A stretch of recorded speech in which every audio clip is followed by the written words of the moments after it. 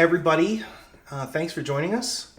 Welcome to the latest episode of The American Founding, a podcast about early American history, political philosophy, and the United States Constitution. I'm your host, Dr. Jay Cost, and The American Founding is sponsored by Grove City College, which is one of the best colleges in Pennsylvania and, frankly, the United States of America. It fosters intellectual, moral, spiritual, and social development consistent with a commitment to Christian truth.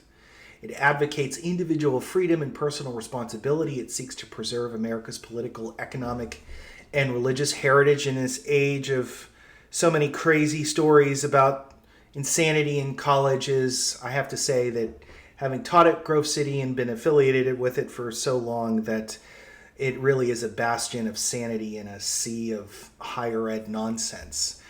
And it is one of the few truly independent colleges in the nation. It accepts no federal funding, including federal student aid. So it operates free of government interference and political influence. Again, very important. You can learn more at faithandfreedom.com. I encourage you to check it out, especially if you are thinking about going to college yourself, or maybe you have a loved one who's thinking about Grove City or thinking about college. Just, tell them to take a look at Grove City.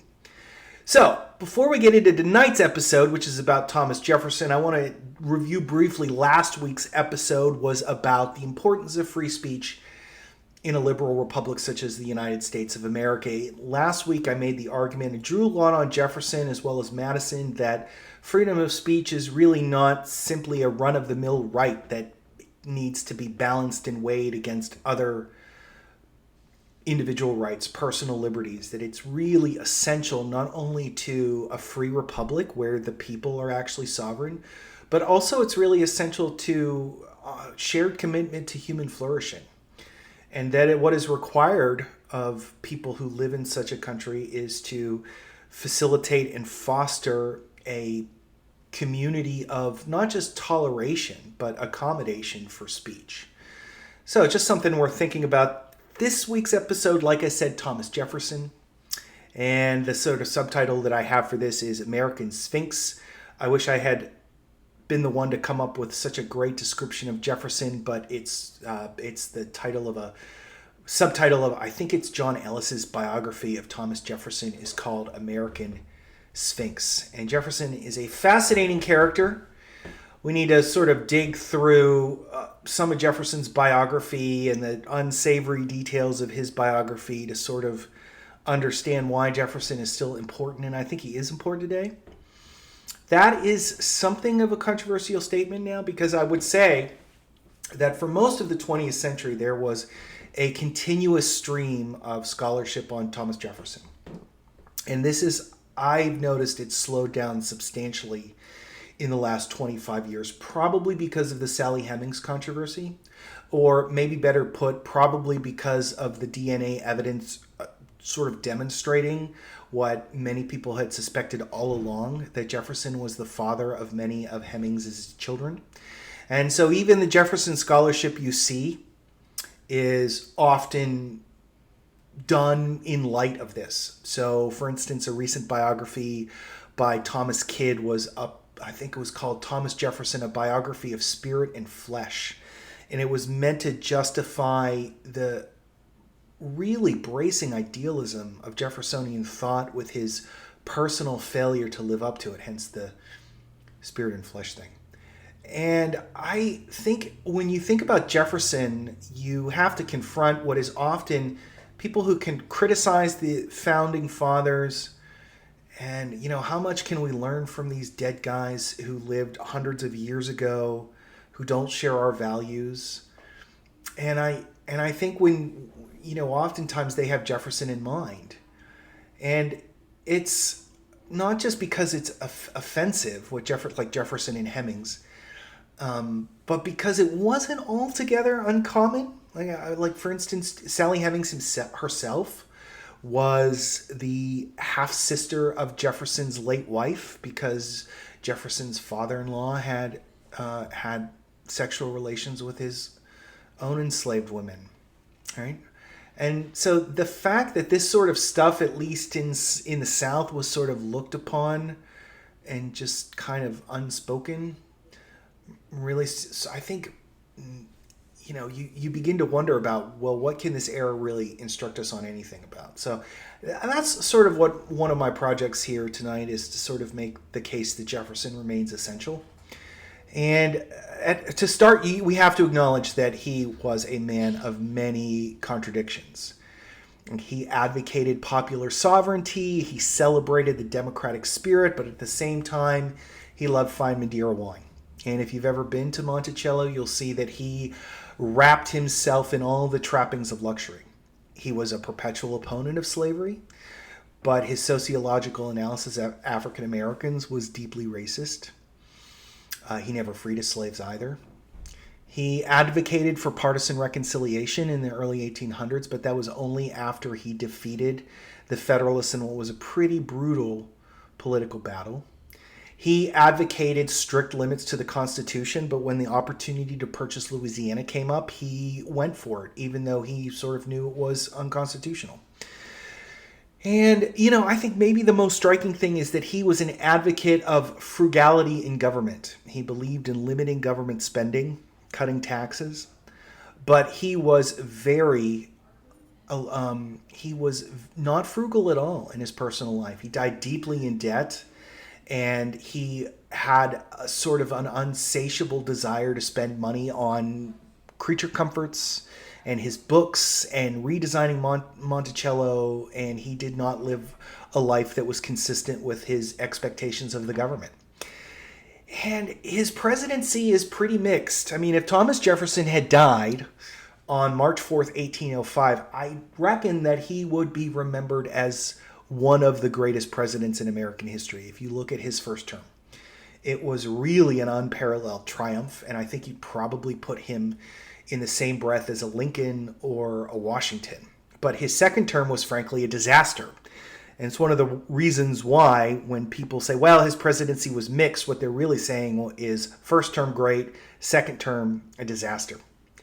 So then that sort of raises a question, what does Jefferson really offer us? And what I'm going to talk about here tonight is the best case for a democratic republic. I think Jefferson made that case. And particularly when we think about Madison as being a Republican, which we've talked about, it's important to understand that Republicanism up until that point, until the Americans, would not have been understood as a democracy. They would have understood it as power sharing between different factions within society. And sometimes these republics could be balanced, which is what John Adams wanted. We'll talk about Adams next week. Sometimes they could be aristocratic, which is what Hamilton wanted. Madison was more on the democratic side of things relative to Hamilton and Adams, but if you look at Madison's writings, he is a skeptic of democracy. Much more so than Thomas Jefferson. So the point of all this is that republics don't need to actually be democratic, like ours actually is today. And what I want to suggest to you is that if Hamilton is the prophet of the American economic revolution of the 19th century, Jefferson is really the prophet of the democratic revolution that happens at the same time. And, above all, I think it's helpful to get into Jefferson's ethical thought and to think a little more broadly about his political theory beyond his views on the particular design of government. And that when we do, we see Jefferson, I'd like to think of Jefferson as having a very capacious worldview. Jefferson's a big thinker. Madison is very telescopic in his thought. Madison is the sort of guy, you have a political problem, you need a solution to it, you need somebody to focus relentlessly on this issue and combine policy details with deep philosophical considerations. Madison's your guy. Not so much Jefferson. But if you want somebody to think outside of the box, I'd say Jefferson's really more your guy. And a key starting point for understanding Jefferson is the Declaration of Independence, where he says that we have a right to life, liberty, and not property, but the pursuit of happiness. And what Jefferson is doing here, the Declaration relies very heavily on the political philosophy of John Locke, who was an 17th century liberal Whig political theorist. And Locke argued that men are by nature born free, like Jefferson says in the Declaration, and that our natural freedom and equality entitles us to certain rights that we possess just because we're human beings. And then among these, in Locke's view, are life, liberty, and property.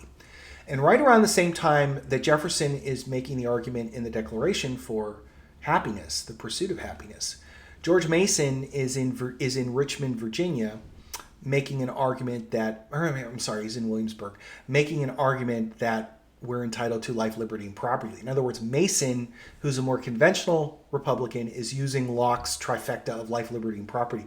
But Jefferson wants to throw it out there a little bit more. And he sees property, at least in part, as a means to an end, which is, for Jefferson, happiness is an almost Aristotelian view, what Aristotle called eudaimonia, which is a life lived consistent with virtue and excellence. So Jeffersonian happiness is not a libertinism where you're allowed to do whatever the heck you want to do, regardless of how base and even disgusting people might think of it. Jefferson's got an ethical theory here about what the good life is that he sort of articulates informally over the course of his lifetime in letters.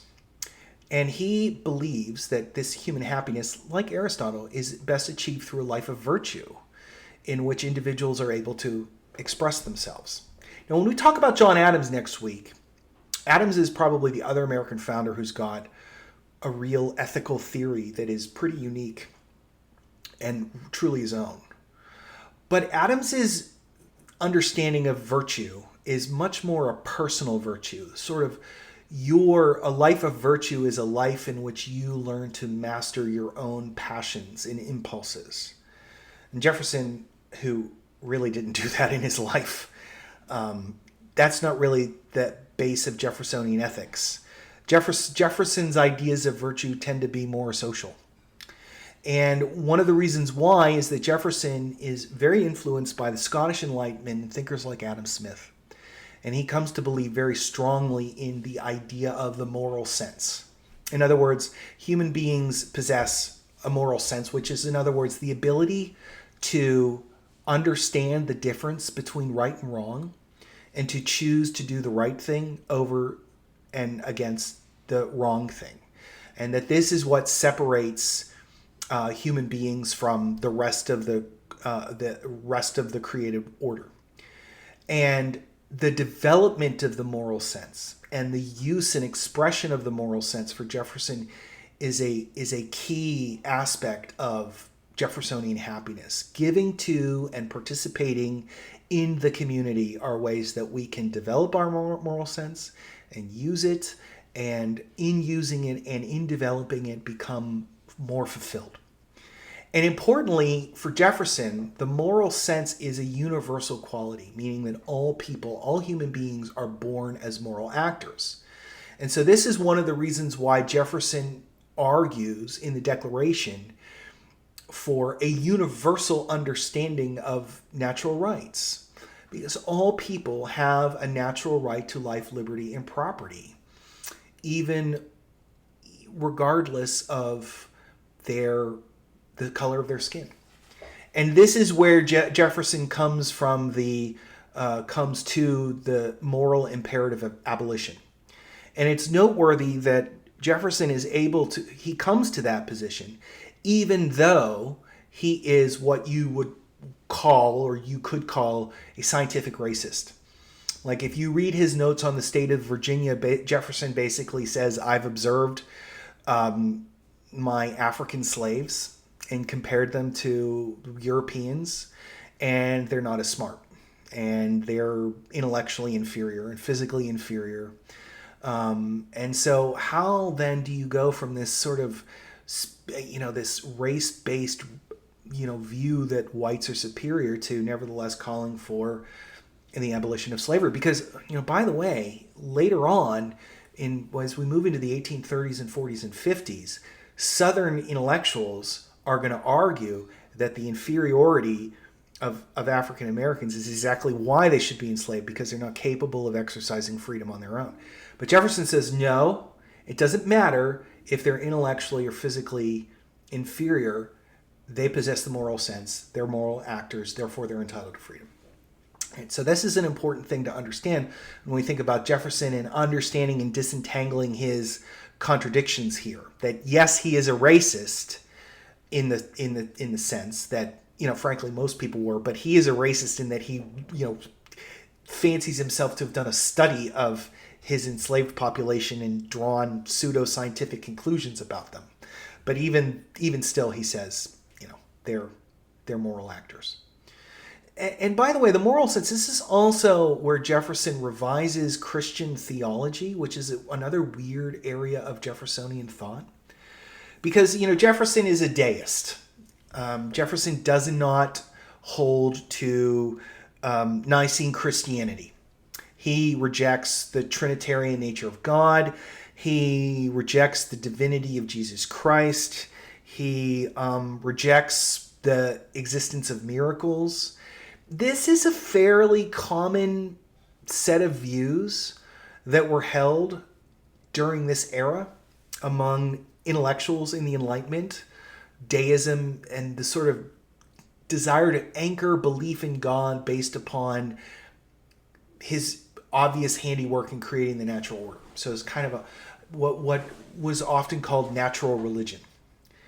Now, most deists would just sort of say, well, I'm a deist, and then go on with their lives. That's pretty much what John Adams did. Adams was, went to college, went to Harvard, I'm a deist, became a Unitarian. George Washington, we don't have a lot of clear evidence of him, but, probably a deist. I'm going to go to church. My wife's a strict Episcopalian, but when it's time for communion, I'm going to duck out the back. James Madison, probably a deist. They never really went to church. Same with James Monroe. Jefferson, he's a deist, and then he edits the Bible. He edits the Bible. He writes what's known as the Jefferson Bible, and I'm going to forget the title of it because I always get it wrong, but I think it's The Life and Morals of Jesus of Nazareth. And what he does is he edits out the miraculous events that are recorded in the four gospel stories. So it's just Jesus' teachings. And so you might be wondering, well, why would he bother doing that? That's really weird. Like, why would he care enough to do it? He's writing at a time, if you look at like German New Testament scholarship, it's increasingly moving in that the first quest for the historical Jesus is sort of, is happening in German universities. But Jefferson's not a Bible scholar, so what's he doing? Why bother? And the reason is that Jefferson, it gets back to this moral sense. Jefferson believed that the moral sense meant that one of your highest sort of virtues as a human being is your altruism. That this is something that needs to be developed. You need to be a fully realized, happy human being. You have to give of yourself to others. And so that's why Jefferson edits the Bible, because he argues that underneath the miracles, which in Jefferson's view were just added later on, that what Jesus, not Jesus the Christ, Jesus of Nazareth, is the supreme example of the virtue of altruism. So, he's an interesting guy in that respect. His personal views of ethics and virtue take him into areas that his fellow revolutionaries are just really not going to be that interested in. So, to press this point further, for Jefferson, it is not the job of the government to make individuals happy. That's not the job of the government. But Jefferson does believe that the government can create the conditions for human happiness, to facilitate it. And it is in this helps us understand a lot of Jefferson's political views. For instance, Jefferson was a proponent of, you could call it agrarian republicanism, you might call it yeoman republicanism. The word yeoman is common in sort of modern scholarship to understand the sorts of small farmers that Jefferson celebrated. It wasn't really a word that was used then. It's probably better to say a pastoralism. And husbandry would probably be a better word. And even this is one of the weird things about Jefferson, because his views of the life of a farmer are really not typical of what an actual farmer would experience. Somebody who at least doesn't have enslaved people to do all of the labor for them. It's a very difficult job. But Jefferson has a very idealized view of what it means to be a farmer. And he thinks that farming brings about, facilitates, cultivates all kinds of virtues. Patience, right? You plant something, you got to wait for it to grow. You got to be patient. Harmony with nature. You want to maximize your crop output. You need to know what the ground's going to give you. Self-sufficiency. You're going to have to fix your tools yourself. The ability to be satisfied with what you have, Jefferson believes. And Jefferson is skeptical. He's a big believer in private property, but Jefferson is also not a fan of the capitalist ethic that he sees being promoted by Alexander Hamilton. Money, money, money, money, money all the time. Also, Jefferson thinks one of the advantages of being a farmer is leisure time, because for how many months out of the year the ground lies fallow and you have time to read books. And Jefferson believed that commerce and industry don't really facilitate these qualities, and they can promote dangerous vices, like, for instance, greed, if you're into commerce, and then industry, if you're a factory worker, the mundaneness of the whole thing is not going to, improve your critical skills, your critical thinking. And Jefferson famously said, this is a line from his notes on the state of Virginia, which he wrote in the 1780s. He said, "Those who labor in the earth are the chosen people of God, if ever he had a chosen people." And by the way, too, I just want to point out, Jefferson's a deist, but the phrase chosen people of God, that's clearly a biblical reference there. And at some point later on in this series, I want to talk about the role of the Bible and biblical language in the founding. This is a good example of it. Right? When using the Bible as just the basis for your rhetoric, which was enormously common. Anyway, Jefferson says, if ever he had a chosen people, corruption of morals in the mass of cultivators, Jefferson says, is a phenomenon of which no age nor nation has furnished an example. Dependence begets subservience and venality, suffocates the germ of virtue, and prepares fit tools for the designs of ambition, which farmers, people who own their own land, are not dependent. They're self-sufficient in Jefferson's thinking. To continue the quotation. Generally speaking, the proportion which the aggregate of the other classes of citizens bears in any state to that of its husbandmen is the proportion of its unsound to its healthy parts, and as good enough classes of citizens bears in any state to that of its husbandmen is the proportion of its unsound to its healthy parts, and is a good enough barometer whereby to measure its degrees of corruption. So in other words, the more farmers, the larger percentage of people in your community, in your political community that are farmers, the more likely your political community is going to be well functioning, because farming promotes all sorts of good habits in the citizenry. So, republics should promote agricultural endeavors. And this is a big reason to explain Jefferson's decision to purchase Louisiana, despite the fact that his constitutional thinking really a strict reading of the Constitution makes no provision for Congress to integrate foreign peoples into the Republic, which is what they had to do, at least with the area that became Louisiana. But Jefferson just couldn't say no, because the importance of expansion into land that could be used for farming was just too great. Jefferson also is a believer in decentralized political power, which follows from his educational theory. He believes education should be offered at the public expense. Local communities would educate their young to participate in decision-making. And so Jefferson is not a libertarian. He's not a libertarian. What he is he advocates decentralized political power. And what you look at Jefferson, his vision of what he called ward democracies are almost sort of similar to New England towns in the 17th and 18th century.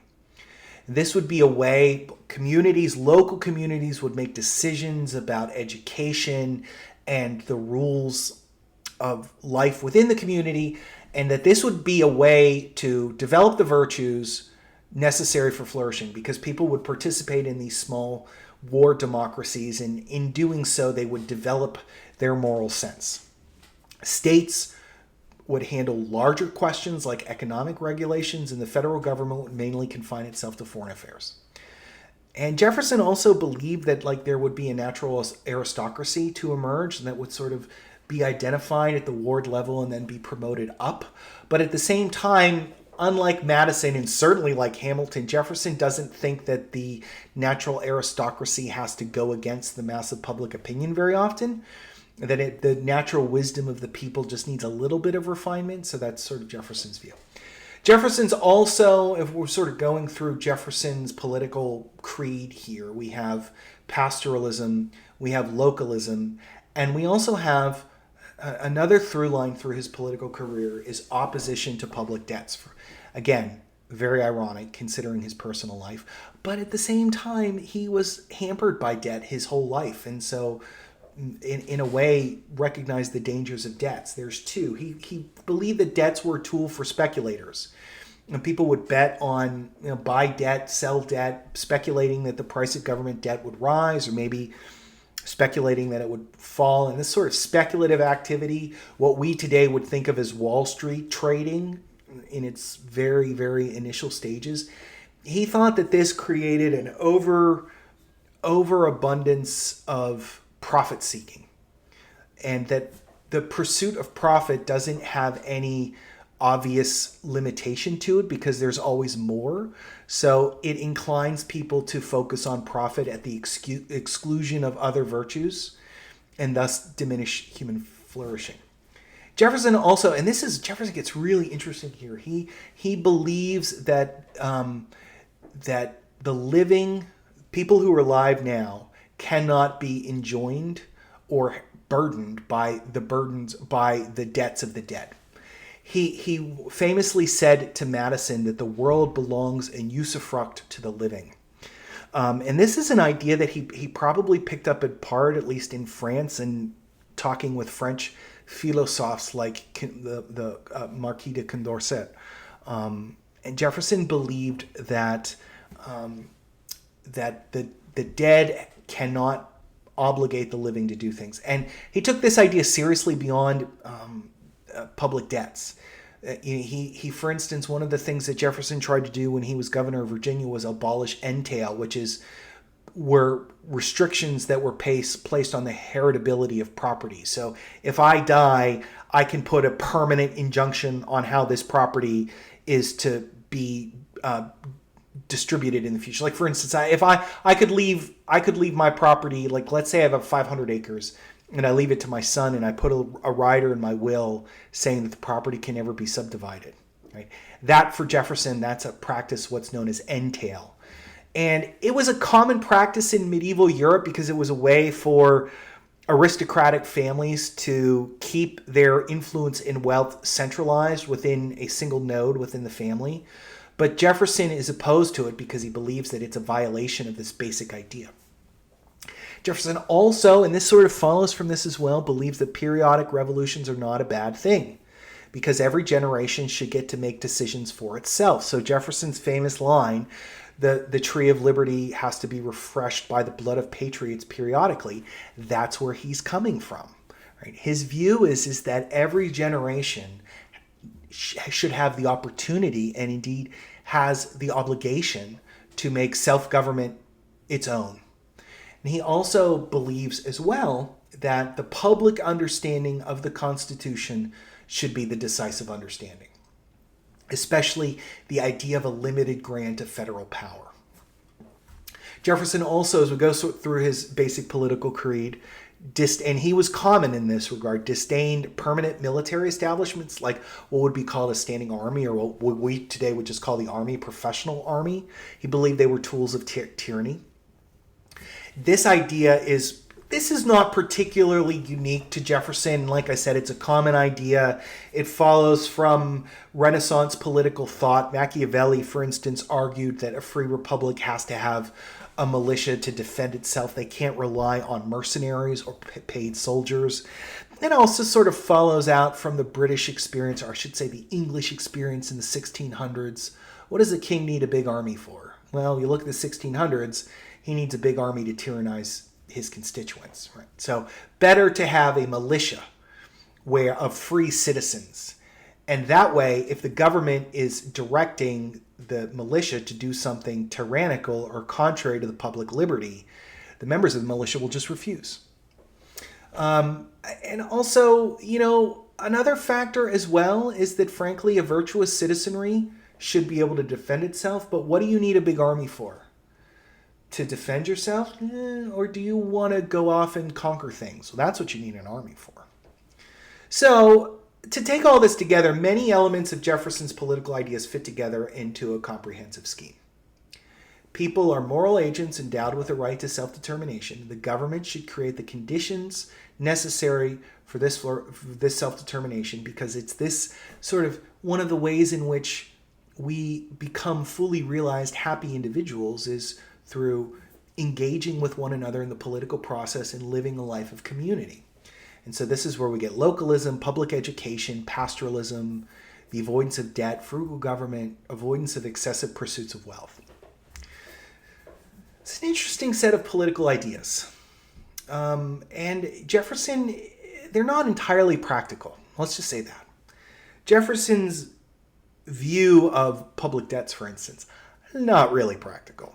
All right, the world belongs in usufruct to the living. Whoa, really? Like, we're going to go with that? And this is one of the reasons why Jefferson is really aided across most of his political career by his friendship with James Madison. And the two, they become friends in the late 1770s when Madison is briefly, before Madison goes off to serve in the Continental Congress, he's in what's known as the Privy Council for Patrick Henry, when Henry's the governor of Virginia, and then Jefferson becomes governor, and Madison is serving there. And they just form a durable political friendship and partnership, really say they're best friends. By the way, as sort of one of the kind of circumstantial bits of evidence about Sally Hemings and Thomas Jefferson, the son that Jefferson had with Hemings was named Madison. Right? Now, Madison and Jefferson are not always on the same page ideologically. Madison's politics and his political philosophy is more oriented to property rather than this capacious but slightly ephemeral notion of happiness. Madison's more comfortable with government debt. He's less confident in the capacity of individuals. He's more aware of the need to centralize government power. But they're still a good fit for one another because Madison sees himself as the junior partner. That's an important aspect of these political relationships, is that these guys, they're all really ambitious. They're all ambitious. But this was an age in which you could not be seen to be actively in pursuit of political office. It was considered unseemly. And so the fact that Madison is deferential to Jefferson, at least in terms of public offices, eliminates the potential conflict from ambition. Madison would never presume to line jump Jefferson. And by the way, Monroe, in 1808, Monroe presumed to line jump Madison for the presidency. And as a consequence, Madison and Monroe did not speak to one another for like 2 years afterwards.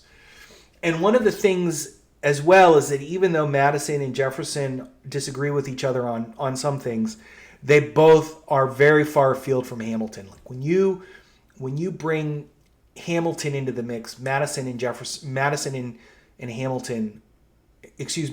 you bring Hamilton into the mix, Madison and Jefferson are basically on the same page. But what Madison does is his pragmatism and his telescopic approach to politics often has the beneficial effect of focusing Jefferson's mind. Now, Jefferson and Hamilton are polar opposites. And if you go to Monticello, which if you've never been to Monticello, if you ever have the chance to go, you should go. It's an amazing place. And when you walk in through the main doors and you turn around to look out the window onto the front lawn, you'll see above the main doors is a bust of Jefferson on one side and a bust of Hamilton on the other. Jefferson famously said that the two were opposed in death as in life. And indeed, Jefferson's recollections in retirement about his political creed is often articulated to friends and acquaintances as his opposition to Hamilton. And a couple episodes ago, we did talk about the Hamilton system. But his system of finance and politics are the mirror opposite of Jefferson's. Hamilton's economic program favors the commercial interests, what Jefferson would call the stock jobbers. investment people, Wall Street types over farmers. Hamilton wants to promote industry with government policy. Jefferson thinks that's a bad idea. Hamilton wants to make the debt permanent. He wants a permanent military establishment. He wants an alliance with Great Britain, which Hamilton thinks is corrupt. He wants basically unlimited centralized power. He wants public input into government decision-making to be kept to a minimum to maximize the field of action for political elites. And all of this was evident by 1790-91. It was around that time that James Madison furnished Thomas Jefferson with his notes, his private notes from the Constitutional Convention, which after Madison died, they get published and they're in the public domain starting in 1840, but they had not really been out there. In 1790-91, Madison says, oh, you want to understand what Hamilton's up to? Look at this speech on government that he gave. And that proved to Jefferson that all of this was a piece. And Jefferson, many times in retirement, that would say that Hamilton favored not only a monarchy, but, quote, a monarchy bottomed on corruption. Right? And I'll give you an example of this. This is Jefferson's recollections. I think this is a letter. This is a letter that he wrote to Benjamin Rush in 1811. So, and by the way, Jefferson is in retirement for a long time. He's retired for 17 years. And he, even at the very end when his health is fading, his mind is still very sharp. So we get this constant stream of letters from Jefferson, who was also very careful to keep careful records of what he wrote. So we have a lot of Jefferson's musings from his retirement. And anyway, Benjamin Rush, who himself was a famous doctor and founding figure and was a political ally of Jefferson's, I think the context of this was Jefferson trying to explain to Rush how he could politically oppose Adams in the 1790s, but they're still friends, and Jefferson is basically on the same page with him, but Hamilton is cast into outer darkness in the Jeffersonian schema. So this is what Jefferson recalls to Benjamin Rush. This is an anecdote about his early tenure in the State Department. Jefferson is the State Department, Hamilton's in Treasury. This is before the two of them are political enemies. They're still kind of friendly.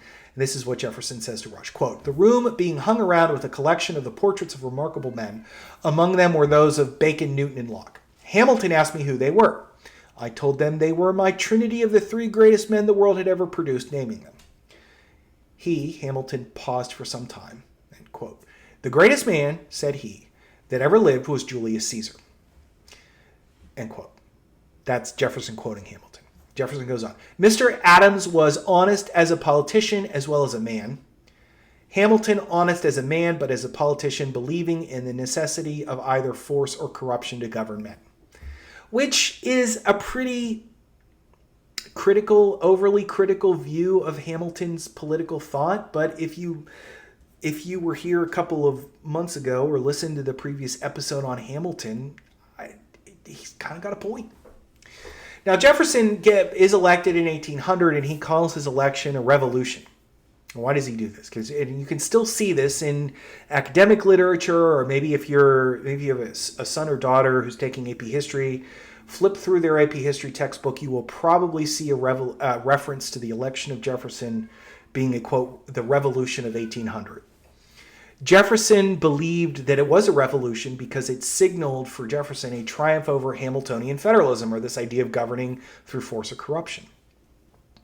And yet, during his presidency, Jefferson was rather quite moderate in his political and economic program. So why was he? Well, this is consistent with the general theme of the era, which we talked about a little bit when we looked at Washington, we looked at Madison. The idea of factions being a durable part of Republican government is a bad thing. They're inevitable, but they shouldn't be encouraged. They have to be dealt with. They certainly couldn't be nurtured. And so Jefferson wants to play peacemaker. But Jefferson also believes that there's an underlying American interest, basically around the pastoralism that he laid out, or that we've established, this sort of pastoralism that he's laid out in his own mind. That the broad majority of the country can come together on an idea of frugal, limited government that favors the agricultural interests, that doesn't run up the debts, and does not build up the military. Right. Now, the Federalists, or what were often called the High Federalists, in other words, not the Adams faction, but the Hamilton faction, and the two were opposed to one another. We'll talk more next week about Hamilton versus Adams, which is an interesting story. But the High Federalists are not going to be amenable to this, but most Federalists could be brought along to this, and they could be reconciled to what you might call a moderate Jeffersonian republicanism. And this is from Jefferson's first inaugural address that I think really helps explain a lot of why his first term is such a success. He says, quote, "Every difference of opinion is not a difference of principle. We have been called by different names brethren of the same principle. We are all Republicans. We are all Federalists. If there be any among us who would wish to dissolve this union or to change its Republican form, let them stand undisturbed as monuments of the safety with which error of opinion may be tolerated where reason is left free to combat it."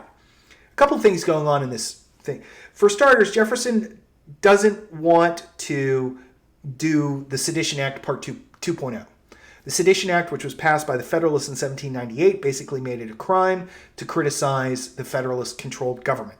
Jefferson, his basic view is let the High Federalists say whatever they want, because error of opinion can be tolerated where reason is left free to combat it. That is classic Jeffersonian liberalism, this sort of idea of human flourishing dependent upon an open dialogue among all sorts of different people. So let the High Federalists say whatever they want.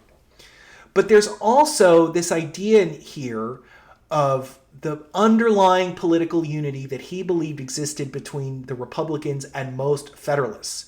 He believed that the divisions within the 1790s were a product of the machinations of this High Federalist clique. And so what Jefferson is going to do is he is going to be purposeful in his moderation to sort of pull moderate Federalists away from the Federalist Party. And he does this in a number of ways. Like, for instance, Jefferson cuts government spending, but he keeps the Bank of the United States. Now, he doesn't really want to do this, or he complains about it a couple times, but his Secretary of the Treasury, Albert Gallatin, is constantly saying, no, we got to keep it. But the bank was the keystone of the Hamiltonian economic system. Jefferson doesn't get rid of it. Jefferson also approves the plan to fund the National Road. He lays aside his constitutional scruples to purchase Louisiana. But I think more than any of this, Jefferson does not fire all that many Federalists from the government, the executive branch. And it's important to remember, George Washington was nonpartisan, but really in his second term basically becomes a Federalist. Adams had become a Federalist. So all of these government positions have all been filled with people who are, to some degree, amenable to federalism. And Jefferson, for the most part, leaves them in place. Now, his sort of view moving forward is, I'm going to hire Republicans, Jeffersonians, so that we balance the scales, but I'm not going to do it. Jefferson could have just fired everybody in the government, and every tax collector, everybody working, every post office official, everybody working in land offices, every federal lawyer. He could have fired all of them. There were no civil service reform laws like we have on the books today. He could have gotten rid of everybody. Instead, he says, no, I want to focus on cleaning out the courts because that's where the High Federalists have done the most damage. But otherwise, I'm going to leave them be. And this sort of moderate approach to things actually pays off, because if you look at the election of 1804, Jefferson makes significant inroads into New England. He wins Massachusetts. And as a matter of fact, John Quincy Adams, the son of the last Federalist president, becomes, I think in like 1807, maybe a little earlier, becomes a Republican, and John Quincy Adams is the last Jeffersonian Republican to be president. So it says something about Jefferson's view, is that he takes seriously this idea of finding the underlying common ground that we would call common opinion, but believing that there is an underlying unity to public opinion and that this has to be found. So let's put all this is a lot of things to consider. I want to think through what we might call the essential Jefferson. The Constitution, and we've talked about this, creates a republic, right? Power sharing. But is it a democratic one? Certainly to some degree it is. It was always going to be democratic to some degree because the House is popularly elected, but the Senate isn't, and the presidency is not. And more than that, the states control the right to suffrage. Property limitations existed, so states could, if you don't own enough land, you can't even vote for the House. And the Constitution says we, the people of the United States, power flows from the people. But who are the people? And to what extent do they exercise real power? These are questions that are left unanswered by the Constitution. They're, in a lot of respects, purposefully ambiguous. There's a lot of purposeful ambiguity built into the United States Constitution. But the debate over the role of the people is one that, well, frankly, I think that's a big way to understand the politics of the 1790s, which was almost a kind of founding decade in American history. And the Constitution created this structure of government, but filling in that structure with a substance was a question that was left up to the actual political process. And Jefferson is not wrong. There's a real difference between his political views and Hamilton's political views. Hamilton is very elitist. He wants to keep public input into the government at a minimum. Jefferson, I would not go so far as to say that Jefferson is a small d Democrat, or that Jefferson institutes a democratic revolution. But it's Jefferson who definitely lays the foundational arguments for that. And not just in his defeat of Hamiltonian federalism and his defeat of this kind of high-toned government.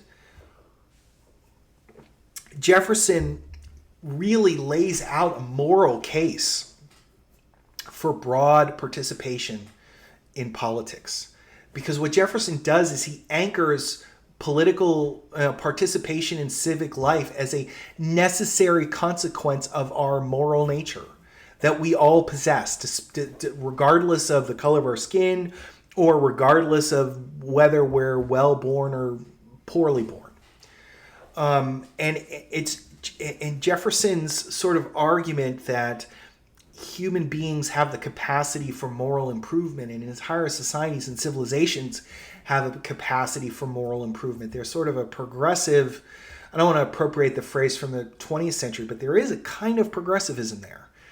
There's an optimism about human nature that I think ends up informing the democratic revolution that happens beginning in the 1820s and 1830s. And this gets picked up by Andrew Jackson and the Jacksonian Democrats. And I don't think it's a surprise that the Jacksonian Democrats are the ones to sort of elevate Jefferson as much as they do, and even the tradition of Jefferson-Jackson Day dinners is the foundational ethos of the Democratic Party. Now, I don't think they adhere to this at all anymore. But the foundational ethos of the Democratic Party was the capacity, the wisdom of the common individual to govern themselves. And again, Jefferson is not the one who makes that argument per se, but he does two things that are very important. The first is that he wins a decisive victory over the High Federalists, and he neutralizes them, right, in his first term. That's his first contribution. The second is his ethical theory and his vision of human flourishing that's anchored in the universality of the moral sense becomes this kind of engine that propels the republic toward greater and greater democracy, right? So that you have a situation where, for instance, there are property requirements, or at the very least, states can use property requirements, but the states just get rid of them one after another. And I think, despite all of his many problems and failures as an individual, as a politician in his disappointing second term, I don't think you can have America as we know it without Thomas Jefferson. Like in a lot of respects, he and Hamilton are sort of the Janus nature of the American commercial republic. Hamilton's emphasis on the commercial aspects, but then Jefferson's insistence on broad-based democratic participation the two sort of coexist. And so, like, you can't have the American industrial revolution of the 19th century. You cannot have the democratic revolution of the 19th century without Thomas Jefferson. So even with all of his many problems, he remains a very important figure for not just understanding the founding, but for who we are as a country. Jefferson is really important.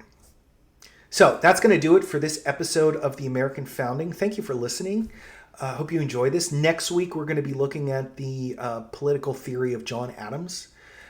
I think after that, we might take a look at Tom Paine as well, maybe Benjamin Franklin too. I don't know. Sooner or later here, we're going to transition into looking at the debates between the Federalists and the Anti-Federalists. And it's sort of useful, though, to talk in some detail about people who didn't directly participate in the creation of the Republic or the Constitution, because Jefferson's in France, Adams is in England, a couple other people. But anyway, thank you for listening. And if you have occasion to leave a comment on whatever your favorite podcast streamer is, Apple Podcasts or Spotify, 5-star reviews are always appreciated, and comments are always great for feedback, which I appreciate as well. And so thanks for listening, and we'll see you again next time.